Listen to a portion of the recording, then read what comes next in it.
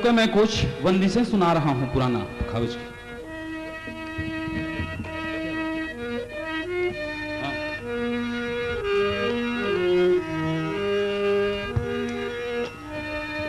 आज मैं सुबह से कुछ नहीं खाया हूं, इसलिए बहुत नहीं हो रहा है, क्षमा चाहेंगे।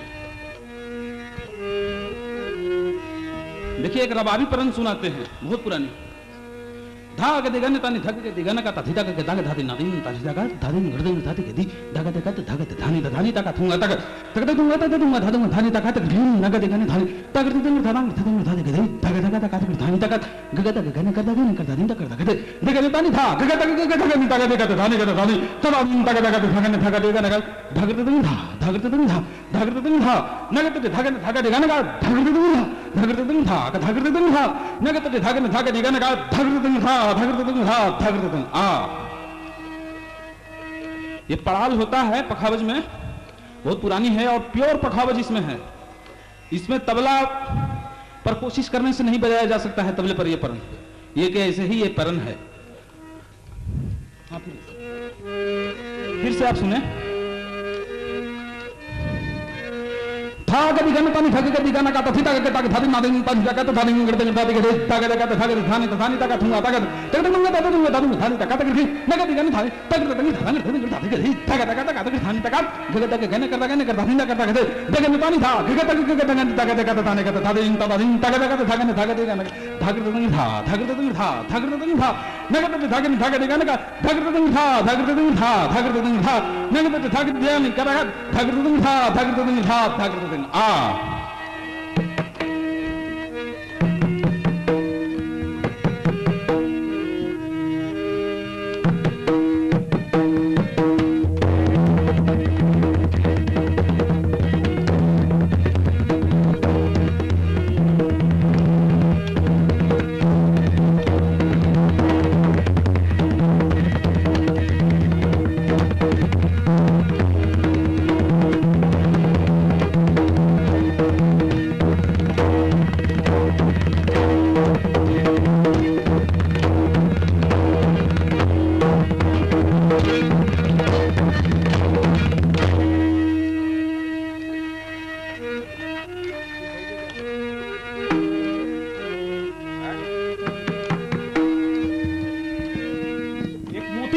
मोती लड़ी परन।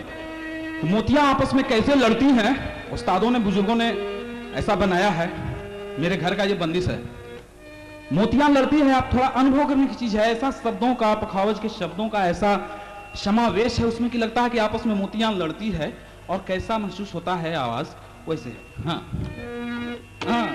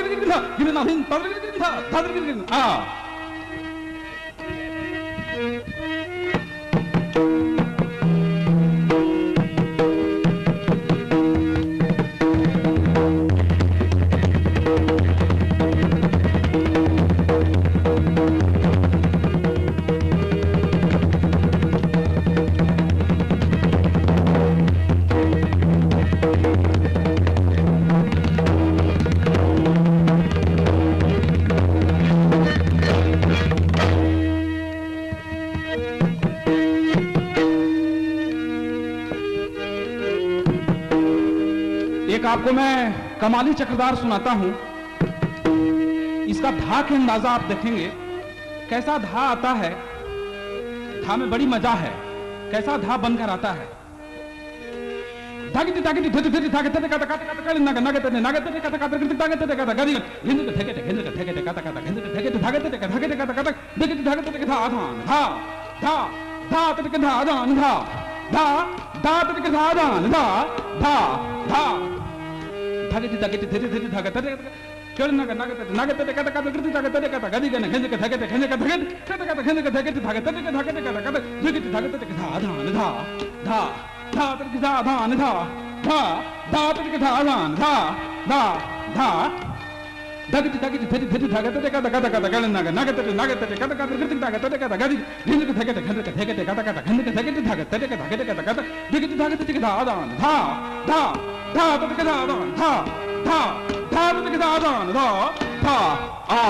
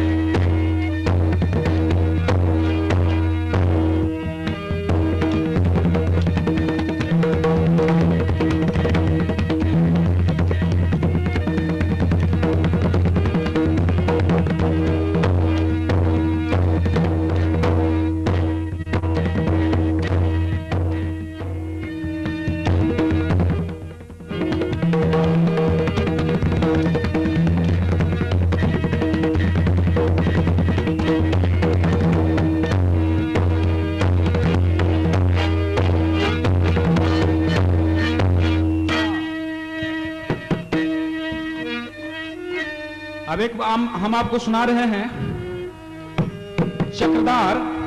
इस चक्रधार का विशेषता यह है कि पहला पल्ला गिरेगा 12.5 पे, ये 12 मात्रा है, 12.5 पे गिरेगा पहला पल्ला, और दूसरा पल्ला 1:15 पे गिरेगा, और तीसरा पल्ला 1 पर गिरेगा, सम पर। पहला पल्ला गिरेगा 12.5 पर, दूसरा 1:15 पर, और तीसरा 1 पर।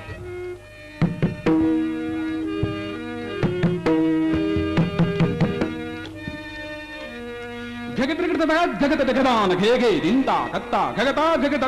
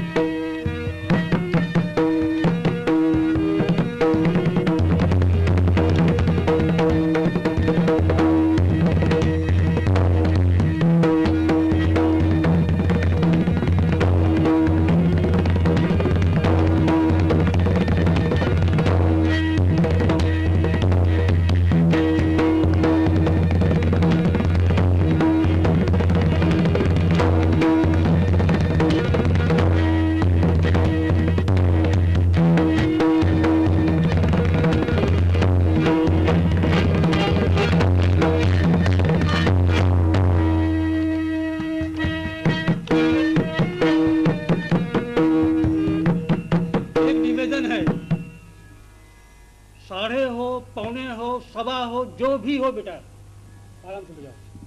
क्या बात, आराम से बजा रहे हैं, बहुत आराम से बजा रहे हैं। वो यहाँ जो है ना, यहाँ जान रहा है। क्या बात, क्या बात।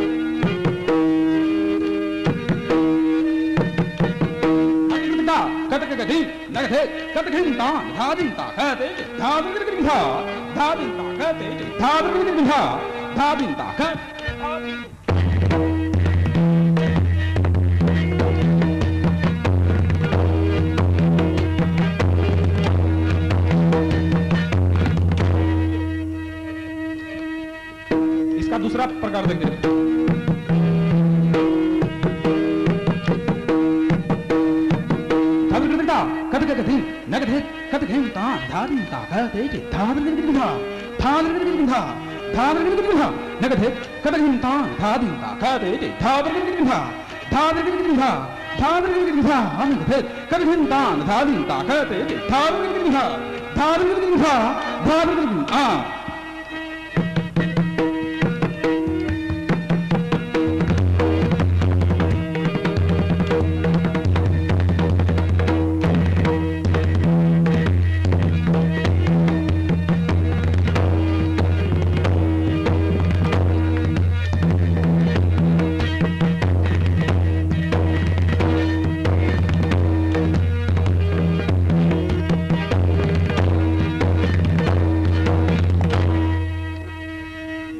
तीसरा प्रकार देखिए, बहुत अच्छा है तीसरा प्रकार।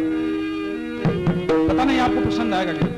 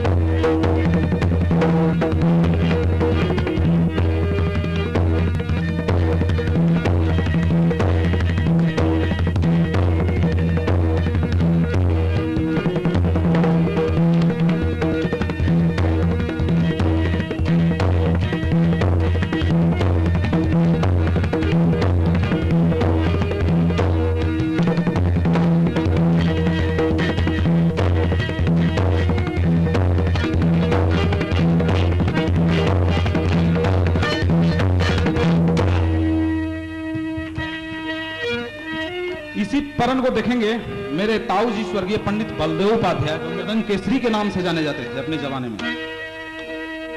वो इस बोल को इस तरीके से बजाते हैं। है ये 9 का ही खंड, 3-3-3 का है, लेकिन बड़े ही अलग अंदाज से है। गिट गिन धा तक दिन ता धी ता धी धी ता धी तक नि धा धी धी ता धी गिट तक थू ता के थून थू दी दी का ठग दी था गिट तक थलांग धा धक थून तक तगन धा का तकदान धा गिट तक धा ता धा तक दर दर ताम तक दिन कट तगन था ता गिट तक धा ता गिट तक धा ता गिट तक धा का कट तगन धा ता गिट तक धा ता गिट तक धा ता गिट तक धा का कट तगन धा ता गिट तक धा ता गिट तक धा ता गिट तक आ।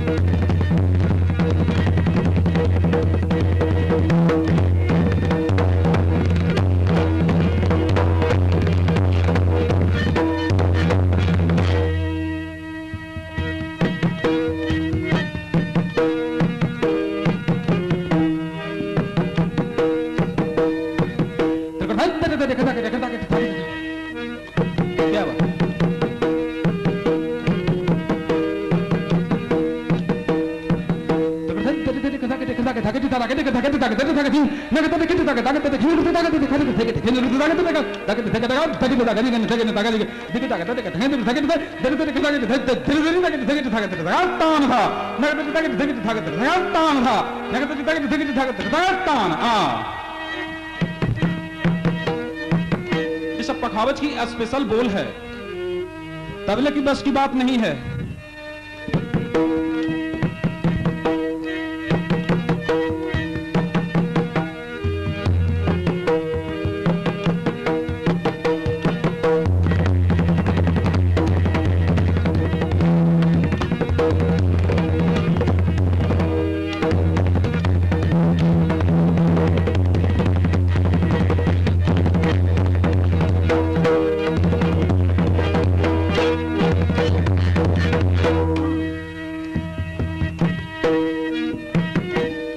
एक अनाघात सुनाते हैं, अनाघात।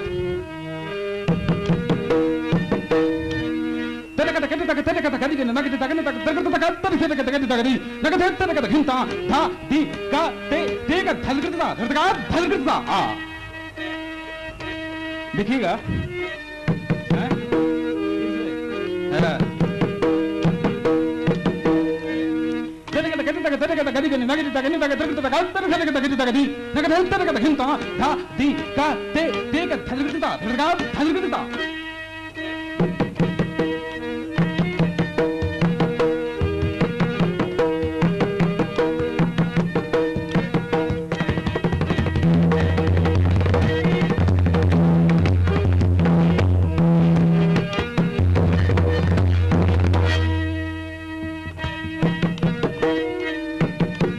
कमाली देखेंगे।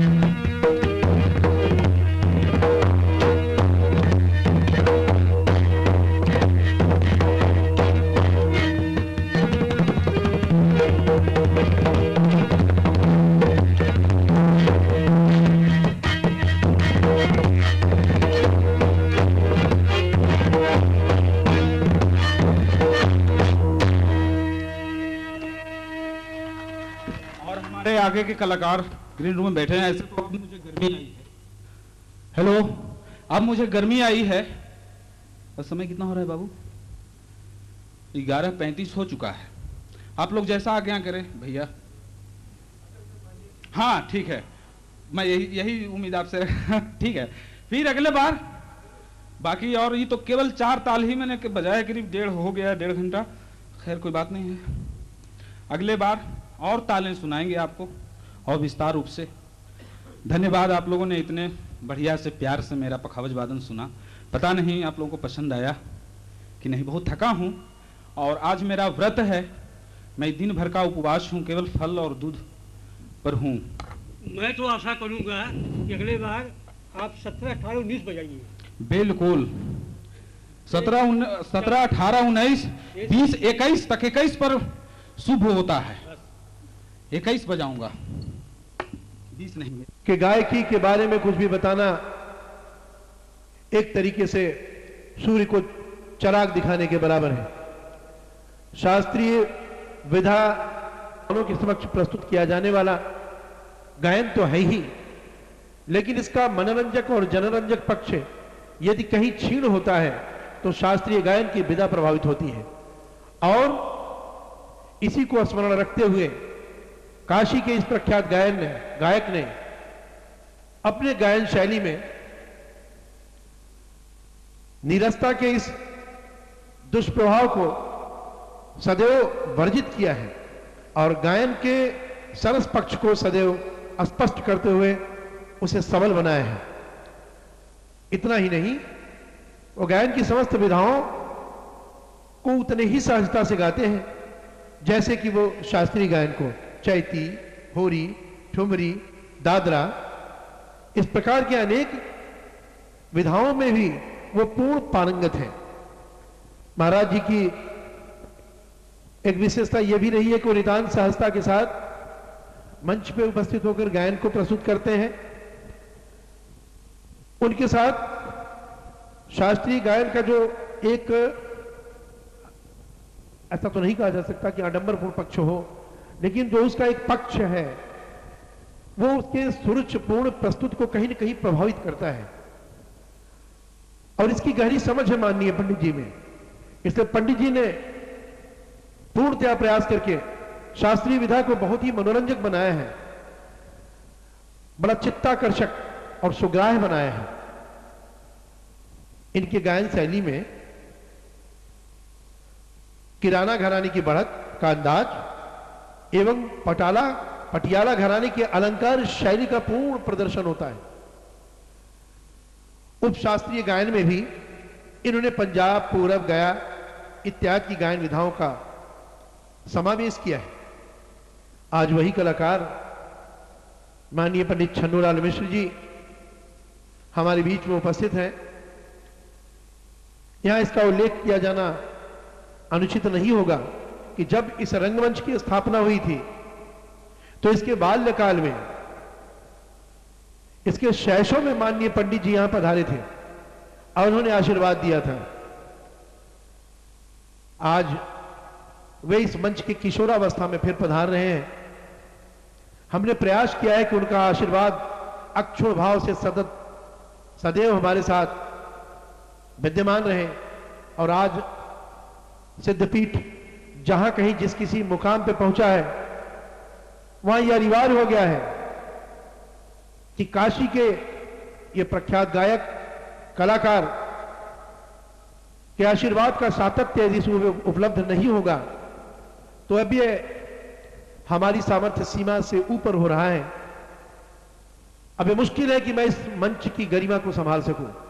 इसलिए मैं आग्रह करूंगा कि पंडित जी इस मंच के गरिमा के अनुरूप इसके विकास और इसके संवर्धन के निमित्त न केवल अपने आशीर्वाद दें बल्कि यहां उपस्थित रहकर हमारे बीच में कुछ ऐसे कलाकार जो समर्पित भाव से संगीत के प्रसार और उसके प्रचार के निमित्त यहां रह रहे हैं उनका दिशा निर्देश तक लोगों को अनुराग हो और राग से बैराग हो जाए तो छोड़ देना चाहिए।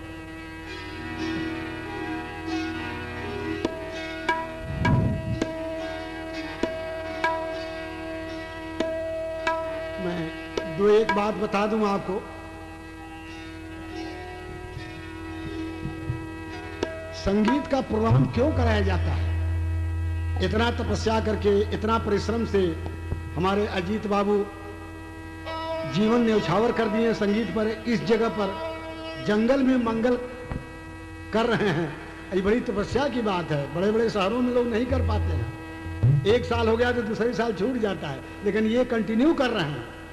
शुरू में मैंने शुरू किया था इस स्टेज से, अब फिर आया हूं, और ये मेरा आशीर्वाद है इनके साथ कि हमेशा ये बढ़ता रहे और यहाँ का नाम हर जगह छाया रहा है।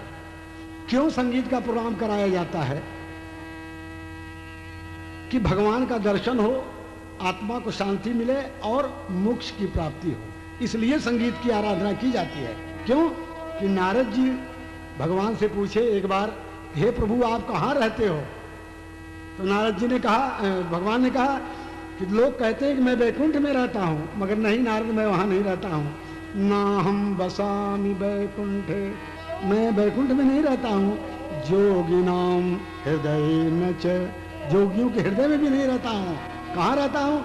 तुम मद भक्ता जत्र गायंती, जहाँ मेरा भक्त गाता है स्वरलय में, तत्प्रतिष्ठामि नारद, हे नारद मैं वहीं रहता हूँ जहाँ संगीत का कार्यक्रम होता है। तो इस उद्देश्य से, इस ध्येय से ये तपस्या है, पूजा है संगीत, न कि जनमनोरंजन। ये भवभंजन भी है। संगीत का दो रूप है, जनमनोरंजन और भवभंजन, भवभय भंजन। किसने रचना किया इसका? तो रचि महेश निज मानस राखा। देखिए समझने की चीज है, खाली हम आ करके चले जाएं, किसी की समझ में ना आवे तो वो संगीत नहीं है। संगीत तो वो है कि आप घर पर भी याद रखें कि क्या गाए थे और कान में आपके गूंजे, तब वो संगीत। क्योंकि संगीत किसने रचा है स्वरों को?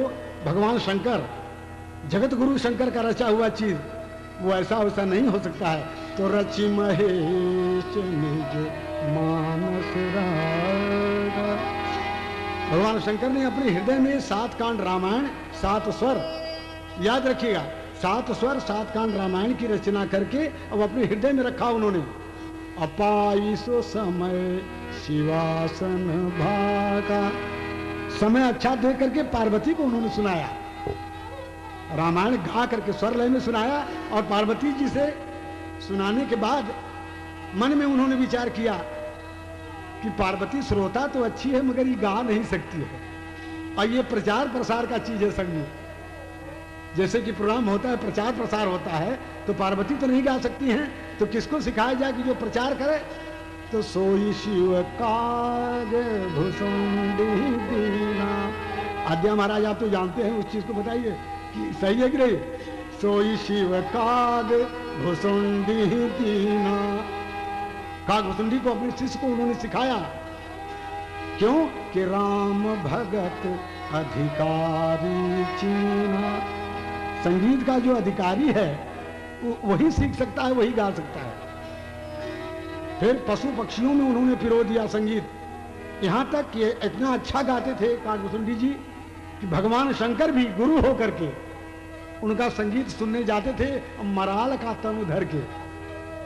रामायण में लिखा है गोस्वामी जी ने कि मराल तनु यानी हंस का रूप धारण करके जाके उनका कथा सुनते थे। क्यों मराल का तनु क्यों धरते थे? धरे कि ताते मैं कछु भी चन राखा,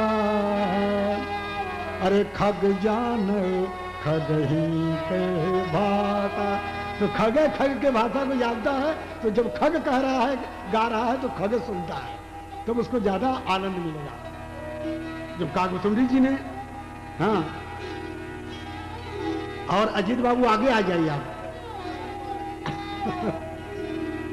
क्योंकि ये सब बात नहीं कोई बताएगा, संगीत का जो मूल है।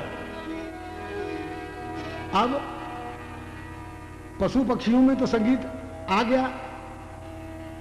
कोई कहता है कि 7 स्वर मोर से लिया, हाथी से लिया, पपीहा से लिया, बकरी से लिया, रिखब, सरज भैंस से लिया, ऐसा भी लिखा है। मगर इसकी रचना पशु पक्षियों में पहले भगवान शंकर ने किया और उसके बाद में सोचा कि अब इसको कैसे आवे वेदों में। तो ते ही सन जाग्य बल्क मुनि पावा, उनसे याज्ञवल्क्य मुनि ने 7 स्वरों को सीखा और रामायण को गाया। और उनसे किसने सीखा? कैसे ही पुनि भारद्वाज समझावा, वो भारद्वाज को सिखाए और उनको संगीत की शिक्षा दिया। किसने? याज्ञवल्क्य ऋषि ने। याज्ञवल्क्य मुनि परम विवेकी, बहुत ज्ञानी थे, और उनसे भारद्वाज ऋषि ने सीखा। और भारद्वाज ऋषि कहाँ रहते थे? कि भारद्वाज मुनि बसही प्रयागा, वो इलाहाबाद में रहते थे।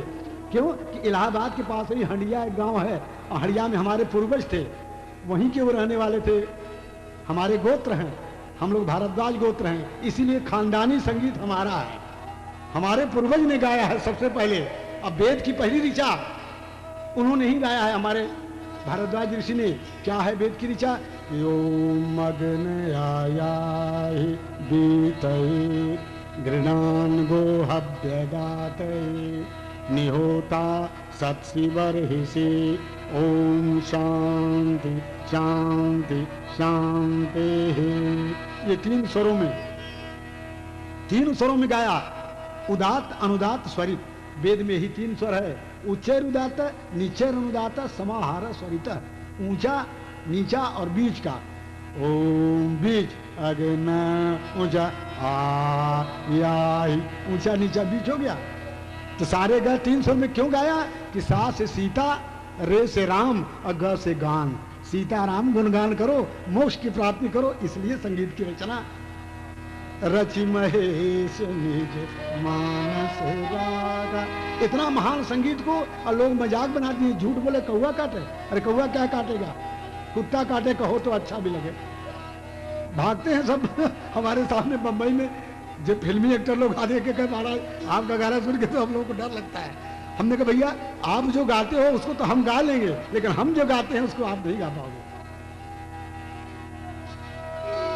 अब सारेगामा पधनी इसका नाम क्यों रखे भगवान शंकर जी? तो ये मानव सृष्टि का आधार है। देखिए ये गुप्त रूप है संगीत का, कि सा जो है वो साकार ब्रह्म का प्रतीक है। सा से साकार ब्रह्म, सबसे पहले ब्रह्मा विष्णु महेश हुए, उसके बाद रे प्रकट होता है ऋषि के रूप में। रे से ऋषि, स्वयंभू अरु मनुष्य रूपा जिनते भई नर सृष्टि अनुपा। मनुष्य की सृष्टि हुई है ऋषभ से, इसीलिए रे से शुरू किया है वेद में ऋषियों ने। 7 ऋषि हैं, 7 स्वर है, 7 प्रकार का छंद है वेद में, 7 दिन है, 7 समुद्र है, 7 तारा है। क्यों सब 7 है? इसके पीछे भी बड़ा भेद है। ये ज्ञान की बातें हैं। संगीत के साथ साथ कुछ उसको जानना भी जरूरी है। क्यों? कि जाने बिनु न होए प्रतीति। कह दिए गोस्वामी जी कि जब तक जानोगे नहीं तब तक विश्वास नहीं होगा। हमको आप जानेंगे तभी तो हमारे प्रति विश्वास होगा। जाने बिनु न होए प्रतीति, अब बिनु प्रतीति होए नहीं प्रीति। जब तक जानेंगे नहीं तब तक प्रेम नहीं होगा। अब प्रीति बिना नहीं भक्ति दृढ़ाई, जब तक प्रेम नहीं होगा तब तक भक्ति नहीं होगी। जिमी खगपति जल कै चिकनाई। तो रे से ऋषि लोग प्रकट हुए और ग से गंधर्व। ऋषि लोग गाना लगे, मंत्र गाने, लेकिन गाते थे तो किस चीज का ध्यान रख के गाते थे? 6000 वर्ष पहले का श्लोक है कि पाठे गे च मधुरम। वो पाठ करते थे और गाते थे तो मधुरता का ध्यान रखते थे संगीत में। अब आजकल कर्कश का ध्यान रख रहे हैं। इतना कर्कश सुर लगा दो कि कान फट जाएगा सबसे बड़े कलाकार। कितना अंतर हो गया शास्त्रीय संगीत का, रूप बिगड़ता जा रहा है। तो गाना कैसे गाते थे? कि पाठे गे च मधुरम, गाते थे मधुरता का ध्यान रखे। और प्रमाण स्त्रिभिरन्वितम, प्रमाण स्त्री में 3 प्रकार की जाति के लय में वो गाते थे, मध्य, विलंबित और द्रुत। जो तबला में बजता है ये 3 लय बजता है। और तीनों लय का प्रचार किसने किया? ऋषियों ने। जाति भी सप्त भेरिजुक्तम, 7 प्रकार की जाति है स्वरों की। आर्चिक, गाथिक, सामिक, स्वरांतर, ओडो, खाड़ो, संपूर्ण, ये 7 जातियां हैं सातों सुर की। इस सातों जातियों में गाते थे प्रमाणाय स्त्रिभिरन्वितम जाति भी सप्तभिर्युक्तम तंत्रीलय। किस पर गाते थे? वीणा पर। तंत्रीलय समन्वितम। तो क्या उत्पन्न होता था कि रसई, श्रृंगार, करुण, हास्य, रौद्र, भयान गए और वीराद भी रसयुक्तम काव्य में तदगायताम। कैसे? गंधार से गंधर्व गाने लगे, तब महिपाल किसके सामने गावे? तो मां से महिपाल माने राजा, राजा प्रकट हो गए, इंद्र वगैरह सारे गांव मां गंधर्व गाएं किसके सामने? तो राजा इंद्रलोक के अखाड़े में गंधर्व गाव ही गुण गंधर्व प्रवीणा, सबका प्रमाण है। और उसके बाद जब राजा है तो प्रजा होना चाहिए, तो पंचम प्रजा के रूप में प्रकट होता है। मध्यम राजा और पंचम प्रजा। और प्रजा है तो सबका अपना अपना धर्म है, तो दैवत धर्म के रूप में प्रकट होता है। प्रजा का धर्म क्या है कि धारे इति धर्म, जो सारे विश्व को धारण किया है ईश्वर, जिस स्थान पर हम बैठे हैं सारे विश्व को धारण किया है, और उसको हम 7 स्वरों के द्वारा धारण करें, ये हमारा धर्म है कलाकार का। अगर उसको धारण करेंगे तो क्या मिलेगा? आखिरी स्वर नी माने निराकार ब्रह्म। साकार से शुरू करके अब निराकार ब्रह्म में अपने को विलीन कर लो, मोक्ष को प्राप्त कर लो। इसलिए रचि महेश निज मानस राग। ये पांडित्य है, ये संगीत का निचोड़ है। अब मैं राग हंस ध्वनि प्रस्तुत कर रहा हूं। ये दक्षिण का राग है। दक्षिण में इसको कैसे गाते हैं, उत्तर पद्धति में कैसे गाते हैं, मैं दोनों बताऊंगा आपको। कैसे समझेंगे? कुछ स्टूडेंट भी होते हैं, कुछ विद्वान भी होते हैं, कुछ ऐसे भी लोग होते हैं जिनको समझ में नहीं आता, उनको समझाना पड़ता है संगीत। तो ये दक्षिण का राग है, 5 स्वर का राग है, मगर देखिए इसकी खूबसूरती स्वर लगाने की। अब उसमें लीन हो जाइए ईश्वर में।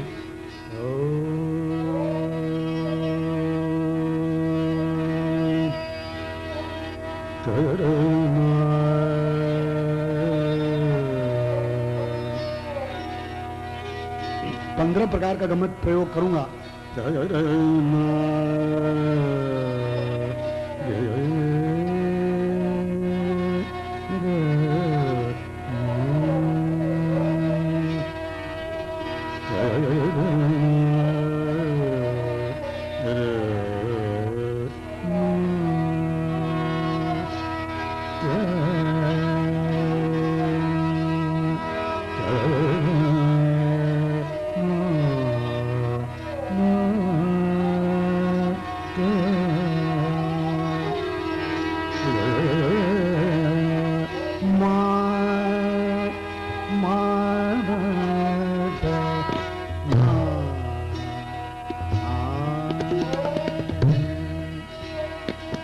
मानत नाही पियरवा मोरा, कैसे को समझाऊं मोरी आने।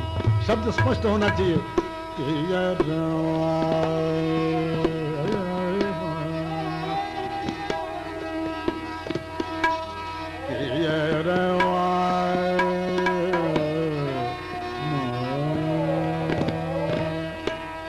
कैसे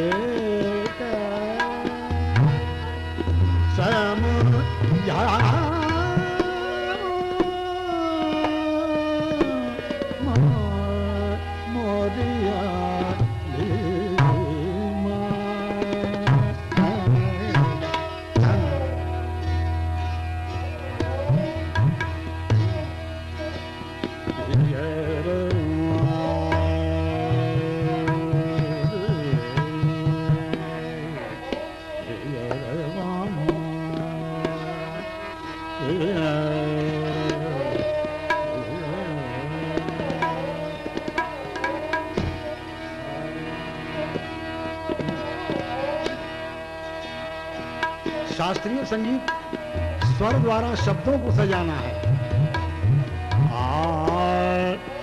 अगर हम आकार खाली करें, मानत नहीं मान, कोई मतलब नहीं निकलता। मानत नहीं, मगर शास्त्र कहता है नहीं, शब्द लेके बढ़ो।